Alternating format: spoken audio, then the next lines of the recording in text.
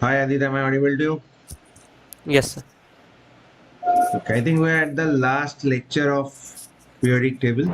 We have covered all the trends, the analysis of whole periodic table.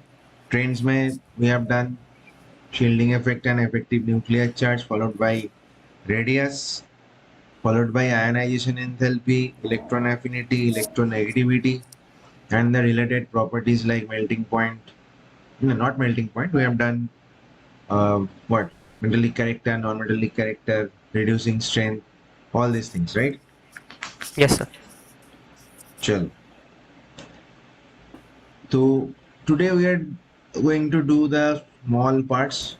Trains are almost done. So one or two properties we have to cover, which is not as important as we have already done before. ठीक है? So we'll start with the density trends. Density. तो density मतलब क्या होता है? Density मतलब mass by volume, right? Yes, sir. तो पहले देख लेते हैं कि डेंसिटी में फैक्टर्स क्या क्या होता है। एक तो हो सकता है atomic mass, right? Atomic mass, अगर डेंसिटी मास बाय वॉल्यूम है तो मास can have a control over density, volume can have a control over density, right? Yes. So these two can be some independent factors. तो मास क्या होता है? Heavier atoms तो denser होना चाहिए, है ना? Yes. Hmm. अच्छा, तो साइज के रेस्पेक्ट में भी देखो, तो एक तो होता है मास, दूसरा होता है साइज, मतलब रेडियस। तो रेडियस के हिसाब से वॉल्यूम चेंज होता है, तो that can be a factor, Yes, sir. Right? And then we have packing efficiency, that is an important factor. Packing efficiency क्या होता है? देखो, पैकिंग एफिशिएंसी यूजुअली जो सब्सटेंस होता है उसमें जो कॉन्स्टिट्यूएंट पार्टिकल्स, उसका जो पैकिंग एफिशिएंसी का मतलब है how tightly they are packed. उसके बीच वाइट स्पेस जितना कम होगा, पैकिंग एफिशिएंसी उतना ज्यादा होगा। ठीक है ना? खाली Okay. जगह कम होना चाहिए इन the packing of particles. So it depends on intermolecular force of attraction. हाँ, तो दैट तो वहाँ पे क्या आ जाएगा? मॉलिकुलर और the force of attraction between the particles, right? Hmm. तो Yes, पैकिंग sir. एफिशिएंसी क्या होता है? पैकिंग एफिशिएंसी मतलब how closely the constituent particles are arranged. जितना ज्यादा क्लोज पैकिंग होगा, पैकिंग एफिशिएंसी उतना ज्यादा होगा। जितना खाली स्पेस कम होगा in the packing, packing efficiency उतना ज्यादा होगा। और पैकिंग एफिशिएंसी ज्यादा होने से डेंसिटी क्या होना चाहिए? Increase. डेंसिटी ज्यादा होना चाहिए। That is a Hmm. Factor, packing efficiency. तो नॉर्मली सॉलिड्स में पैकिंग एफिशिएंसी ज्यादा होता है, सॉलिड क्रिस्टल्स में, ठीक है? जो लिक्विड गैस में पैकिंग एफिशिएंसी कम हो जाता है। पैकिंग एफिशिएंसी जो मतलब कितना क्लोज पैक होगा, that will depend on what, the internal force of attraction. Yes. ठीक है, तो इस पे भी डिपेंड होगा कितना क्लोज पैकिंग होगा, कितना खाली स्पेस होगा, उस पर भी डिपेंड होता है। तो फैक्टर क्या होता है? एटॉमिक मास होता है, ठीक है?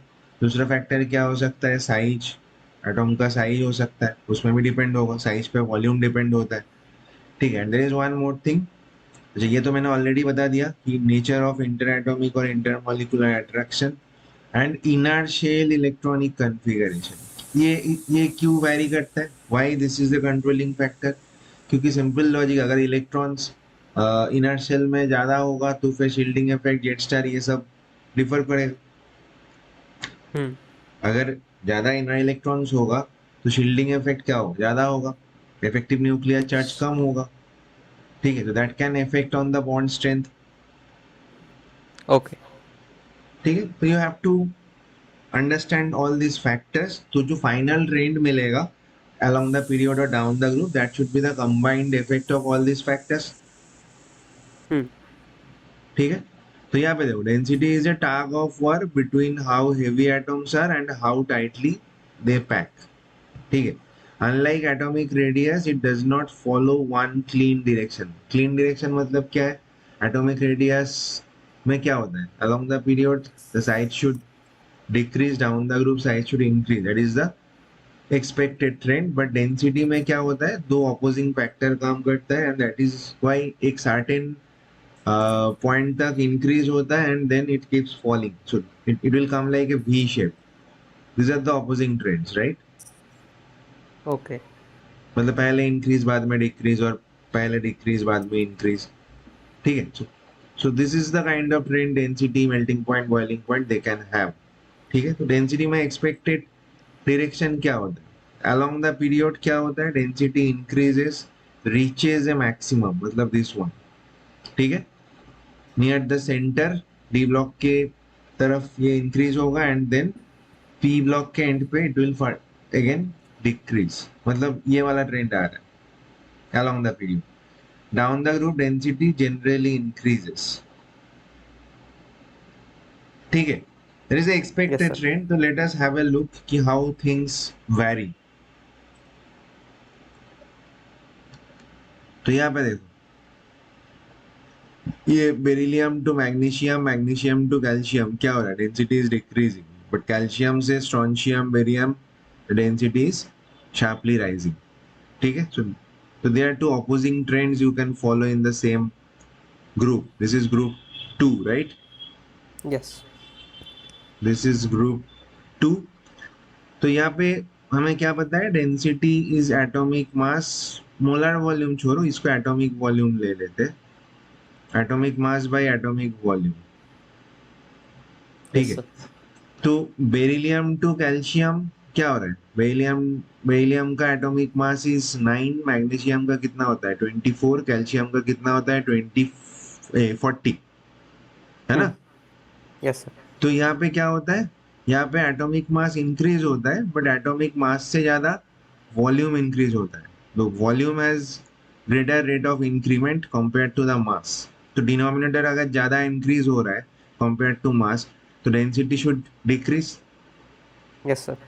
तो beryllium to calcium, that is the reason atomic size increases faster than mass, मतलब वॉल्यूम का चेंज जल्दी हो रहा है. सो दैट इज व्हाई क्या होता है, डेंसिटी फॉल्स. Okay. ठीक है. Now from calcium to barium, calcium, strontium, barium, you will see that atomic mass का change बहुत ज्यादा होता है. ठीक है.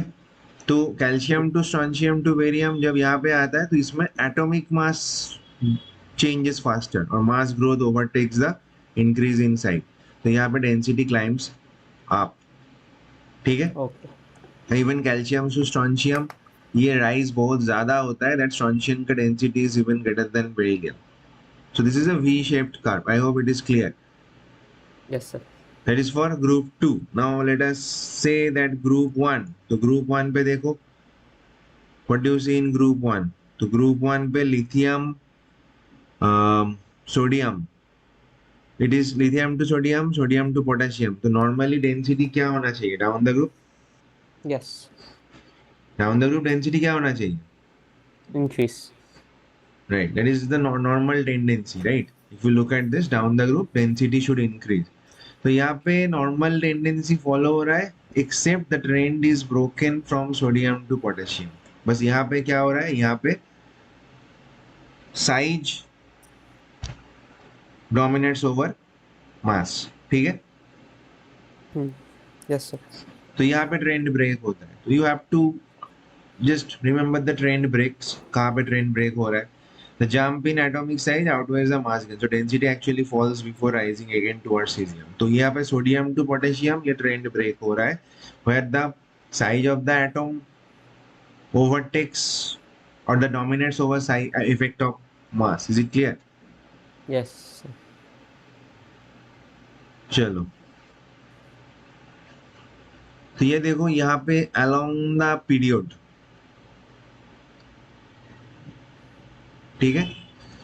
Hmm. along the period मतलब यहाँ पे 3D सीरीज है. ये 3D सीरीज है, scandium to zinc. So if you look at the trend key scandium, just follow the value. यहाँ पे I think plot is not exactly justifying the values. तो यहाँ पे scandium, titanium, vanadium, chromium, manganese, iron, cobalt, nickel almost same है 8.9. ठीक है, सबसे ज्यादा कॉपर क्या दिख रहा है? Yes, sir. As per the value this has maximum value copper का।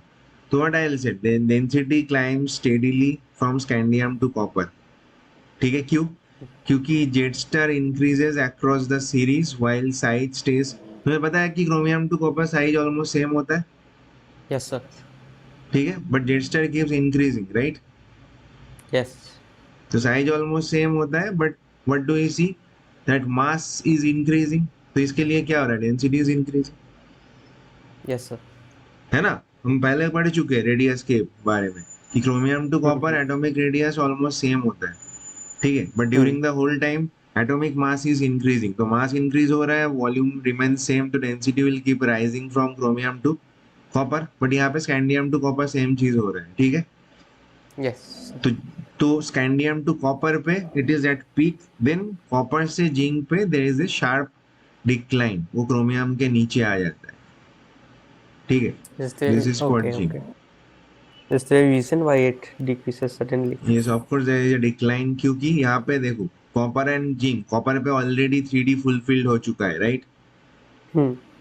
कॉपर पे ऑलरेडी 3D फुलफिल्ड हो चुका है ना? अब डू यू रिमेम्बर कि इसमें क्या होता है? अगर तुम एटॉमिक रेडियस वाला किए हो कि copper to chromium to copper क्या होता है, chromium to copper size Constant. Almost same होता है, Hmm. ठीक है, देन जिंक का ज्यादा होता है।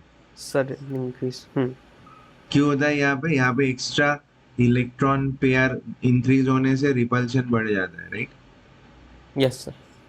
तो साइज अगर तो ऑलमोस्ट क्या है, तो आई कैन से यहाँ पे size is, if size is the dominating factor, तो फिर क्या होगा? डेंसिटी कम हो जाएगा, नीचे वॉल्यूम अगर इंक्रीज हो रहा Yes, sir.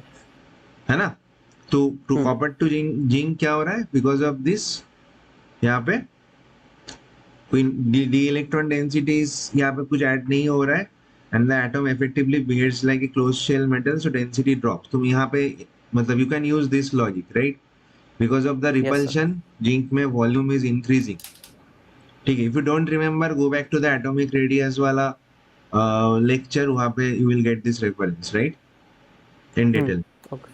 तो बिकॉज ऑफ दैट क्या हो रहा है यहाँ पे, जिंक का volume is increasing and that is why density is dropping, Okay. ठीक है। और तुम क्या बोल सकते हो यहाँ पे, there is another thing you can say, usually क्या होता है, ये मेटल्स, Hmm. मेटल क्रिस्टल में होता है, मेटल्स का क्रिस्टल होता है ना सॉलिड स्टेट में, जहाँ पे metal Yes, metal sir. Bond होता है। तो क्रोमियम टू कॉपर क्या हो रहा है, you can see that D electrons are increasing, right? Yes, sir. Chromium to copper D electrons increase होने से मेटलिक बॉन्ड इंक्रीज होगा। If the D Okay. Electrons increase होता है तो मेटालिक बॉन्ड विल इंक्रीज, और भी ज्यादा वो मेटल मेटल बॉन्ड कर पाएगा यूजिंग द डी इलेक्ट्रॉन्स, ठीक है। But Okay. Copper and zinc पे तो number of D electron same, तो उसमें तो कोई चेंजेस नहीं आ रहा है, Hmm. ठीक है। तो फिर यहाँ पे एक्स्ट्रा कोई मेटेलिक बॉन्ड नहीं हो रहा है, ऊपर से यहाँ पे ये वॉल्यूम और साइज इंक्रीज हो रहा है, एंड दैट इज वाई क्या हो रहा है, density drops, Okay. Got it. ठीक है। So I hope this is clear density के मामले में ये। तो यहाँ पे if you look at the lightest metal क्या है, लिथियम। हाईएस्ट डेंसिटी मेटल क्या होता है, ऑस्मियम। और लिक्विड में, लिक्विड मेटल हाईएस्ट डेंसिटी क्या होता है, मरकरी। Metal Okay. नहीं, लिक्विड में हाईएस्ट डेंसिटी किसका होता है, मरकरी, ठीक है। सॉलिड में highest density osmium, there osmium is the highest density elements, and lightest metal क्या होता है, lithium. Is it clear? Yes, sir. और अलोंग द पीरियड ट्रेंड क्या है, अलोंग द पीरियड ये ट्रेंड होता है, पहले भी मतलब ऊपर जाता है and then it sharply falls, ठीक है। So I hope this is about density. Let us talk about melting point and boiling point, which is our next property. तो melting point, boiling point, if you look at it, तो इसमें क्या होता है, देखो melting point मतलब तुम solid to liquid convert कर रहे हो, ठीक है। उसके लिए जो टेम्परेचर चाहिए जिसमें सॉलिड लिक्विड में कन्वर्ट होगा, that is the melting point. And boiling point में you are looking at liquid to gas, right, Hmm. ठीक है।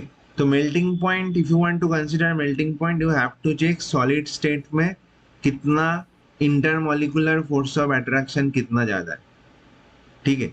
बॉइलिंग पॉइंट में यू हैव टू चेक कि लिक्विड स्टेट में इंटरमोलिकुलर फोर्स ऑफ अट्रैक्शन कितना ज्यादा है। जितना इंटरमोलिकुलर फोर्स ऑफ अट्रैक्शन ज्यादा होगा उतना मॉलिक्यूल्स और particles they will be closely associated, right. तो उसको लिक्विड में कन्वर्ट करने के लिए और गैस में कन्वर्ट करने के लिए you have to apply higher temperature, तो मेल्टिंग पॉइंट बॉइलिंग पॉइंट भी ज्यादा होगा। तो दिस इज मोर अबाउट, ठीक है। तो ये इंटरमोलिकुलर फोर्स जितना इंक्रीज होता है ये मेल्टिंग पॉइंट और boiling point tend to increase more, ठीक है ना। Yes, sir.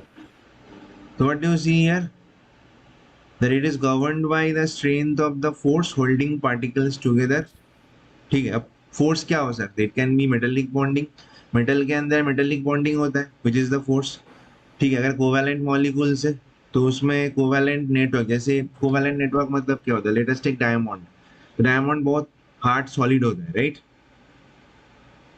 Yes, sir. Diamond is a very hard solid, क्यों, Hmm. क्योंकि उसके अंदर एक जायंट कोवैलेंट नेटवर्क होता है। कोवैलेंट नेटवर्क मतलब Okay. Carbon, there is a network of carbon where each carbon is connected to four other carbons by covalent bond, and that is how the network of covalent bond spreads and creates a giant network, ठीक है, जो diamond में होता है। That is why it is very hard. तो यहाँ पे covalent network होता है, ठीक है। जहाँ पे कोई बॉन्ड नहीं होता है प्रॉपरली वहां पे वैन डर वाल्स अट्रैक्शन होता है, where there is no such bonds, कोई सिग्निफिकेंट फोर्स ऑफ अट्रैक्शन नहीं होता है उसमें, वैन डर वाल्स अट्रैक्शन होता है which is the weakest force of attraction, ठीक है। जिस मॉलिक्यूल्स में दूसरा कोई फोर्स होने का चांस नहीं है, जैसे नॉन पोलर मॉलिक्यूल्स, ठीक है, जैसे नॉन पोलर मॉलिक्यूल्स इसमें कोई पोलैरिटी नहीं है, मतलब डेल्टा प्लस डेल्टा माइनस ऐसा कुछ नहीं है जिससे वो और किसी के साथ अट्रैक्शन पे इन्वॉल्व हो सके, you get me, Yes, sir. ठीक है। तो उसके लिए ये वीकेस्ट फोर्स ऑफ अट्रैक्शन होता है van der Waals attraction which is basically proportional to, you can say size और you can say molecular weight, इससे प्रोपोर्शनल होता है, ठीक है। These are the factors which will Okay. decide the trend of melting point और boiling point, ठीक है। तो पहले देख लेते हैं, ये melting point का ट्रेंड है, this is a trend of melting point, ठीक है। एंड ये कहाँ पे होता है, पीरियड 3 में।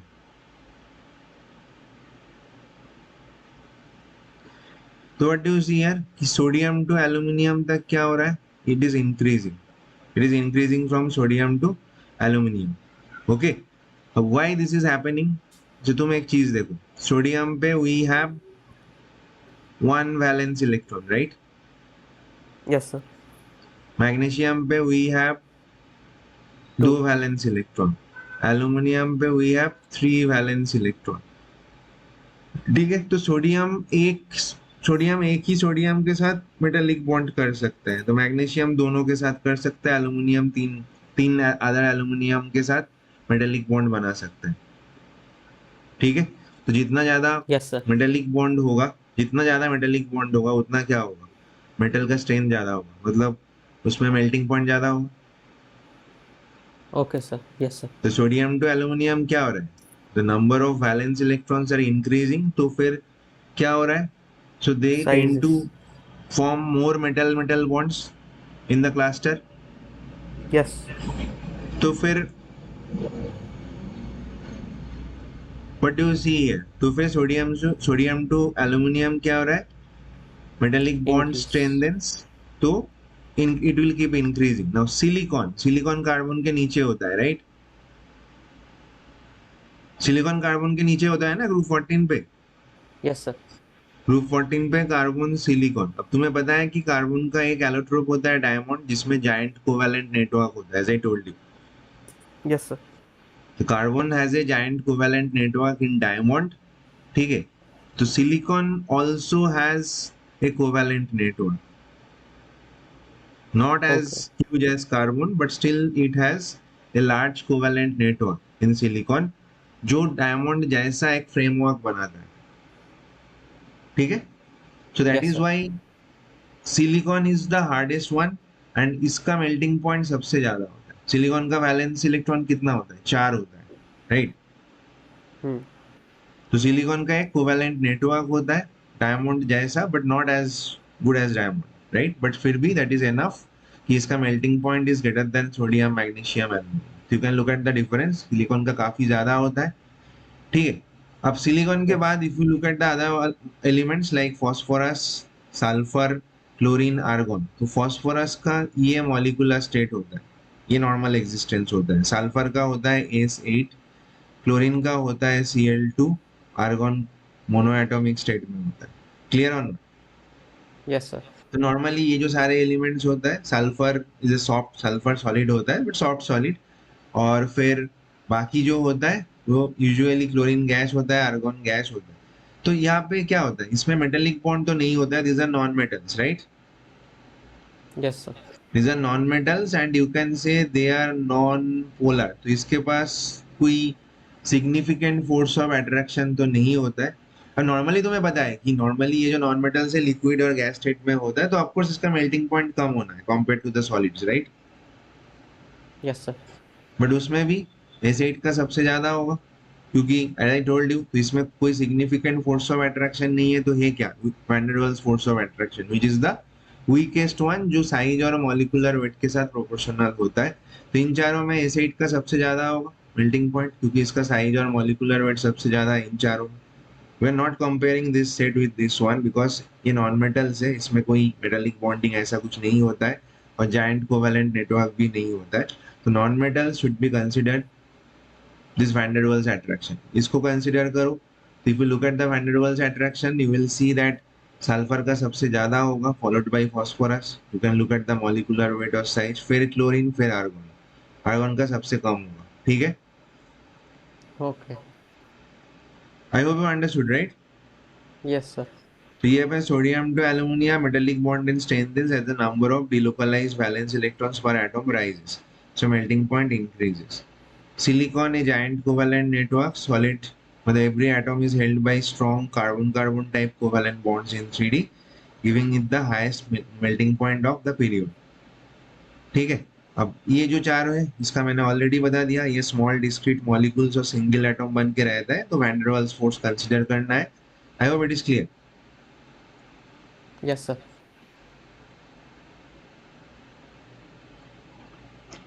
चलो,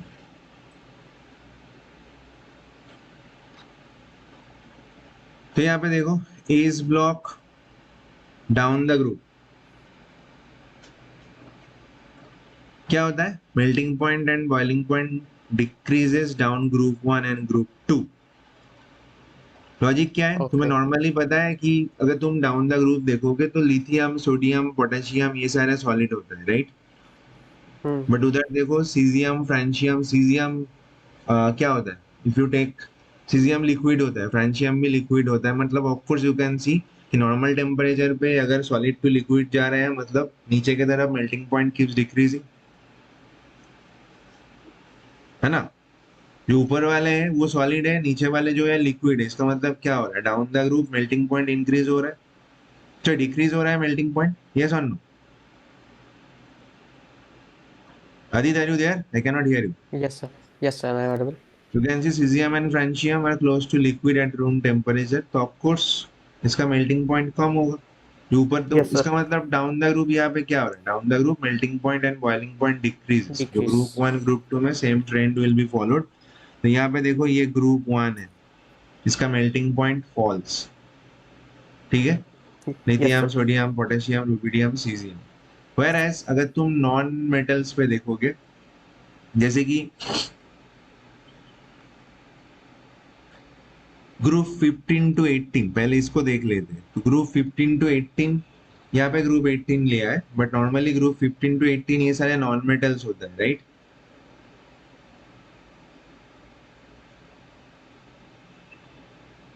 ये नॉन मेटल्स होता है, ये सुन. Yes, sir. तो नॉन मेटल्स पे कोई मेटेलिक बॉन्ड नहीं होता है, कोई जायंट नेटवर्क नहीं होता है, तो इसमें यू हैव टू चेक, इसमें मेन चीज क्या है, वैन डर वाल्स फोर्स. ठीक है, ये van der Waals force is ये and this is the weakest force of attraction, this is proportional to molecular weight. तो इसमें क्या होता है, ग्रुप 15 to 18, इसमें down the group molecular weight keeps increasing, तो फिर वैंडरवाल्स फोर्स भी इंक्रीज होता रहेगा, एंड वैंडरवाल्स फोर्स इंक्रीज होता रहेगा तो molecular association will increase, yes or no? Sir, but isn't covalent bond also involved? हाँ तो कोवेलेंट बॉन्ड तो है, लेट्स से क्लोरीन, तो इसमें कोवेलेंट बॉन्ड तो है, बट Hmm. इसमें तो कोवेलेंट नेटवर्क नहीं होता है ना, Oh, there is no okay. Network of covalent. Normal जो कोवेलेंट मॉलिक्यूल्स है उसमें ना कोई आयन है ना कोई पोल से, पॉजिटिव नेगेटिव पोल से, तो इसके पास कोई सिग्निफिकेंट फोर्स ऑफ अट्रैक्शन नहीं होता है, तो इसके पास Hmm. Only available choice is the van der Waals force, which is very weakest, which is the weakest force of attraction जो molecular weight के साथ proportional होता है, क्लियर। Yes, sir. तो यहाँ पे देखो van der Waals force जितना ज्यादा होगा, the association of molecules उतना ज्यादा होगा, अगर association ज्यादा होगा तो melting point boiling point will keep rising। तो यहाँ पे down the group, that is why what do you see, ये जो melting point और boiling point है that keeps rising, Yes, sir. contrary to group 1 and 2। Is it clear? Yes, sir. तो group 15 to 18 ये वाला ट्रेंड होता है, and what about group 13 to 14? तो group So 13 to no exceptions from 15 to 18. 15 to 18 there is no exceptions, usually normal logic follow होता है। Okay. Group 13 to 14 क्या होता है, द मेल्टिंग पॉइंट और boiling point decreases down the group. तो तुम्हें already पता है कार्बन पे नेटवर्क, जाइंट नेटवर्क सबसे ज्यादा होता है, ठीक है, Hmm. Carbon has giant covalent network, silicon पे भी होता है बट कार्बन से कम होता है, एंड जर्मेनियम पे भी कम होता है। तो यहाँ पे 13 to 14 क्या है, मेल्टिंग पॉइंट और बॉइलिंग पॉइंट डिक्रीज होता है down the group, Yes, sir. ठीक है। so that is the trend of melting point and boiling point, so do you have any doubt? There are no exceptions between 13 to 18 then, right? In general this is followed, exceptions you can look at it if there is any exceptions. Okay. I have not figured out any important exception, so you can always go through it and let me know if you have found any। Okay, sir.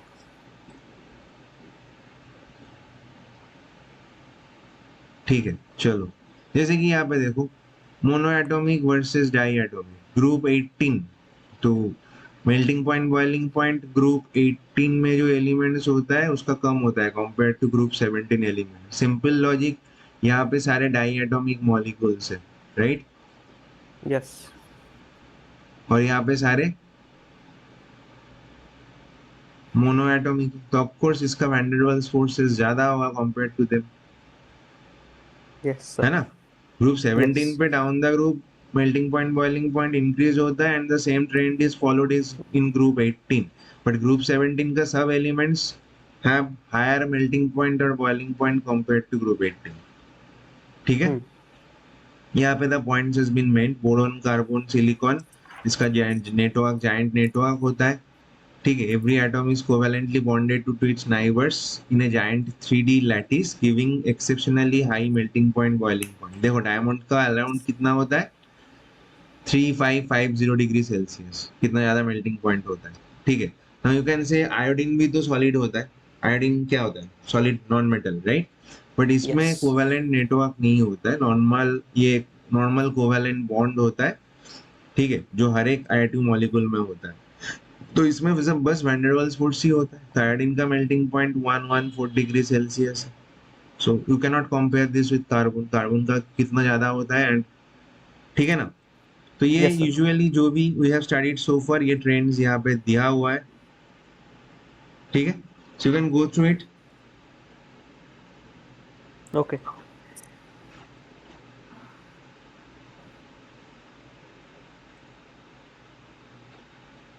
Okay, let us talk about the nature of oxides, ठीक है। तो nature of oxides, we have already seen these things, right, during Yes, ionization energy, secondary. during electronegativity, we have already learned these things कि metal का जो oxides होता है वो basic character show करता है, जो नॉन मेटल्स का ऑक्साइड होता है वो एसिडिक कैरेक्टर शो करता है, and probably we have also seen through electronegativity, अगर ऑक्सीजन के साथ किसी एलिमेंट का इलेक्ट्रोनेगेटिविटी डिफरेंस 2.3 और उससे ज्यादा होता है तो बेसिक नेचर का होगा, अगर 2.3 से कम होता है तो either it will be amphoteric और एसिडिक, है ना। Yes, sir. तो यूजुअली जो मेटल्स होता है उसके साथ ऑक्सीजन का इलेक्ट्रोनेगेटिविटी डिफरेंस 2.3 और उससे ज्यादा होता है, तो मेटल का जो ऑक्साइड जो बेसिक नेचर का होगा, नॉन मेटल का ऑक्साइड एसिडिक नेचर का होगा। We have also seen this one कि ये पीरियड 3 वाला एलिमेंट है, ठीक है।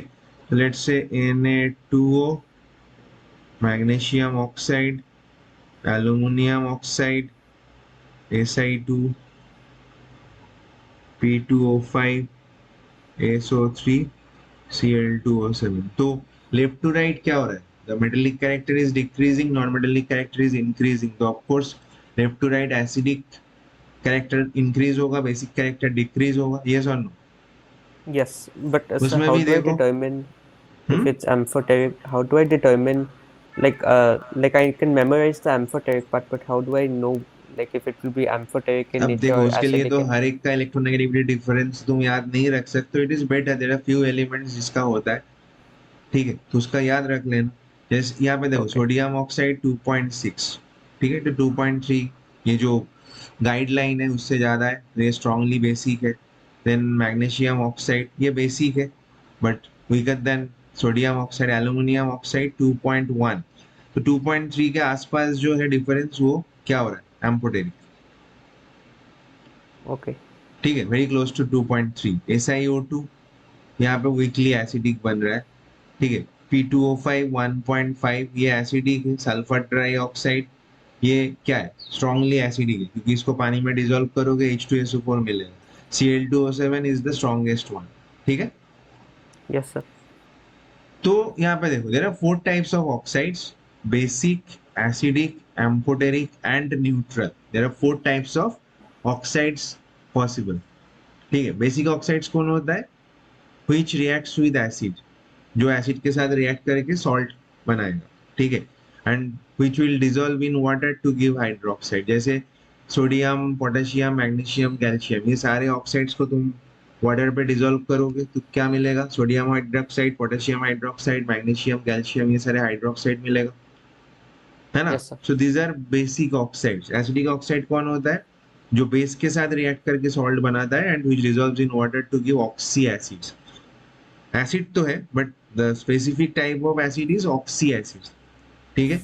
जैसे Yes, CO2, sir. CO2 को पानी में डिसॉल्व करो क्या मिलेगा, कार्बोनिक एसिड, ठीक है। Hmm. SO3 को पानी में डिसॉल्व करोगे सल्फ्यूरिक एसिड मिलेगा, इसको डिसॉल्व करो you will gate phosphoric acid. तो ये सब में क्या हो रहा है, you will gate oxy acid. Oxy acid मतलब जहाँ पे एसिडिक हाइड्रोजन ऑक्सीजन के साथ अटैच होता है, ठीक है। तो basic Yes, oxide, sir. Acidic oxide मैंने बता दिया। एम्फोटेरिक ऑक्साइड मतलब which reacts with both acid and bases. तो ये याद रखना, beryllium, aluminium, zinc, tin, gallium, lead, ठीक है, क्रोमियम का भी हो सकता है, ठीक है। So these are all amphoteric oxides, Okay. ठीक है। और न्यूट्रल ऑक्साइड्स मतलब जो एसिड बेस किसी के साथ भी रिएक्ट नहीं करेगा, जो कॉमन होता है उसमें nitrous oxide which is known as laughing gas, nitric oxide and carbon monoxide. These are neutral oxides. Is that clear? Yes, sir.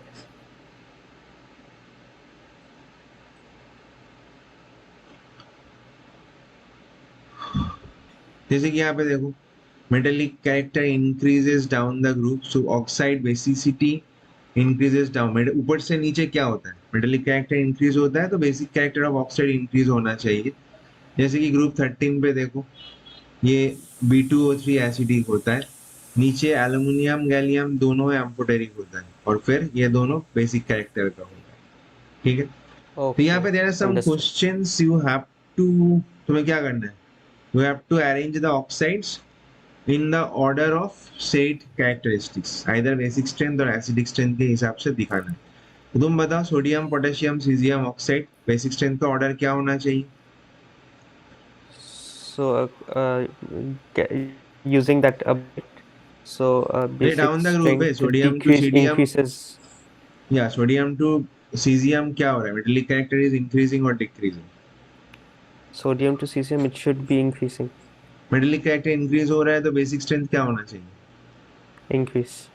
Basic strength should increase. तो यहाँ पे Hmm. This should be the order, Yes, sir. ठीक है, अब ये बताओ, lithium, boron, beryllium, nitrogen, CO2 acidic strength compare करना है, तो ये अलोंग द पीरियड है, राइट? Yes. तो along the period acidic strength, तो सबसे ज्यादा एसिडिक स्ट्रेंथ किसका होना चाहिए? पीरियड के सबसे राइट साइड पे कौन है? Nitrogen. तो नाइट्रोजन नॉन मेटेलिक कैरेक्टर सबसे ज्यादा होगा, तो यहाँ पे N2O का सबसे ज्यादा होगा, फॉलोड बाई CO2। ठीक है, फॉलोड बाई Hmm. क्या होगा? B B2O3. Two O three, followed by beryllium oxide, followed by lithium oxide. Yes और no? Yes, sir. Yes, sir. ये एक चीज मैं बताना है कि अगर एक ही एलिमेंट का बहुत सारे ऑक्साइड्स होता है, if there are oxides of, ठीक है ना, जैसे कि यहाँ पे देखो, अगर एक ही एलिमेंट का बहुत सारे ऑक्साइड्स होता है तो उसमें परसेंटेज ऑफ ऑक्सीजन जितना ज्यादा होगा, एसिडिक स्ट्रेंथ उतना ज्यादा होगा। ठीक है, तो can you But tell sir, me? in the second part, I have one doubt. Yes, Uh, we learned that N2O is a neutral oxide. Right. So, in terms of acidic strength, अब देखो, shouldn't. Neutral oxide तुम तो यहाँ पे comparative scale में study कर रहे हो ना। अगर जो Okay. न्यूट्रल है वो बेसिक ऑक्साइड्स के रेस्पेक्ट पे तो ज्यादा एसिडिक होगा। Hmm. डू गेट मी और Okay. Not? Yes, this sir. Is a comparative scale. Okay. यहाँ पे क्वेश्चन नंबर लेट से डी बता दो और सी बता दो। यहाँ पे नाइट्रोजन का कुछ ऑक्साइड्स है, एसिडिक स्ट्रेंथ का ऑर्डर बताना है, तो सबसे ज्यादा एसिडिक स्ट्रेंथ इन तीनों में किसका होगा? The one which has the highest oxygen तो concentration. N2O5, नाइट्रोजन सब में सेम है, तो N2O5 का मैक्सिमम एसिडिक कैरेक्टर होगा, followed bye N2O4, followed by N2O3, right? Yes, sir. ये ई में It will be CiO3, then CiO3 is greater than Cr2O3. क्योंकि CrO3 में ऑक्सीजन का परसेंटेज ज्यादा है, राइट? Yes, sir.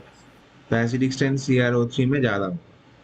ठीक है, ये मेटल का ऑक्साइड है, बट फिर भी देखो, इसमें ऑक्सीजन का परसेंटेज इतना ज्यादा है कि इसका जो इसको पानी में डिसॉल्व करोगे तो it will give oxy acid, chromic acid देगा। Okay. ठीक है, so I believe you can do the rest, मतलब you can do F and G, तो कुछ होमवर्क ले लो जो भी, I am leaving it for you something. तो let us look at nature of hydrates. तो ऑक्साइड हो गया, तो हाइड्रेट्स देख लेते। There are two types of hydrates. अगर जो मेटल का हाइड्रेट्स होता है, हाइड्रेट्स मतलब अगर हाइड्रोजन कोई एलिमेंट के साथ कंपाउंड बना लेता है, we can call them hydrates. तो अगर मेटल का हाइड्रेट्स होता है, जैसे कि lithium hydride, sodium hydride, calcium hydride, तो ये आयनिक नेचर का होता है, क्योंकि मेटल इलेक्ट्रॉन छोड़ देता है एंड हाइड्रोजन को वो इलेक्ट्रॉन लेना पड़ता है। ठीक है, तो मेटल कैटायन बन जाता है, हाइड्रोजन H माइनस बन जाता है। So we have discrete hydride ion present in this hydrides. Yes और नो? Yes. ठीक है, मेटल्स क्या करता है, इलेक्ट्रॉन छोड़ देता है एंड हाइड्रोजन को मजबूरी लेना पड़ता है, एंड यहाँ पे आयंस बन जाता है। मेटल का आयंस बन जाता है कैटायन, और हाइड्राइड आयन बन जाता है, दोनों मिलके हाइड्राइड्स बनाता है, and this is ionic hydrides, also known as saline hydrides. ठीक है, तो इसमें Okay. क्या होता है, डिस्क्रीट हाइड्राइड आयन होता है, एंड जब हाइड्रोजन के पास एक्सेस इलेक्ट्रॉन होता है, उसके पास ऑलरेडी नेगेटिव चार्ज है, तो वो एक्स्ट्रा इलेक्ट्रॉन्स दूसरे किसी को सप्लाई कर सकता है, right? Yes. And can act as a reducing agent, जो दूसरे को इलेक्ट्रॉन दे सकता है, that is a good reducing agent. तो ये जो हाइड्राइड्स है, they are good reducing agents. Yes on? Yes. So ionic hydrides जो होता है, they are good reducing agent. जबकि if you look at the covalent और मॉलिक्यूलर हाइड्राइड्स, जहाँ पे नॉन मेटल्स हाइड्रोजन के साथ कंपाउंड बनाता है, जैसे कि CH4, अमोनिया, वाटर, ये तुम्हें ये पता है, दीज आर कोवैलेंट मॉलिक्यूल्स, इसमें कोई आयनिक कैरेक्टर नहीं होता है। हाँ, इलेक्ट्रोनेगेटिविटी डिफरेंस जितना इंक्रीज होगा, तब बॉन्ड का पोलैरिटी उतना इंक्रीज होगा। ठीक है, मतलब पार्शियली आयनिक कैरेक्टर आएगा, but they are not purely ionic, this is predominantly covalent in nature. ठीक है, Okay. और I think you already know this कि इसमें जितना ज्यादा इलेक्ट्रोनेगेटिविटी डिफरेंस होगा, हाइड्रोजन में पार्शियल चार्ज, पॉजिटिव चार्ज उतना ज्यादा होगा, and acidic strength will increase.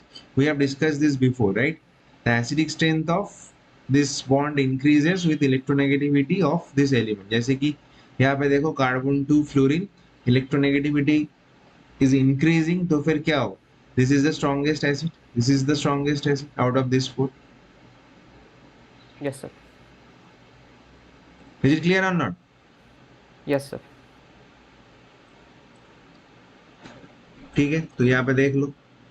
So there are some hydrides along the period. Sorry, this is down the group. Group 1 का जो hydrides है, तो down the group क्या होना चाहिए? The metallic character is increasing, तो ये hydrides का ionic character all भी increase करेगा. Yes ना? Yes or no? Yes. Metallic character जितना इंक्रीज होगा, मेटल उतना इजीली इलेक्ट्रॉन्स छोड़ देगा एंड हाइड्रोजन उतना जल्दी H माइनस बन जाएगा. Is it clear? Yes, तो sir. फिर Yes. यहाँ पे डाउन द ग्रुप अगर हाइड्रेट्स देखोगे तो आयनिक कैरेक्टर इंक्रीज हो रहा है एंड कोवेलेंट कैरेक्टर डिक्रीज हो रहा है. ठीक है, कोवेलेंट कैरेक्टर ऑपोजिट साइड पे इंक्रीज हो रहा है. तो I can say lithium hydrate and caesium hydrate, इसमें as we go from top to bottom तो reducing power will also increase. ठीक है, Yes, sir.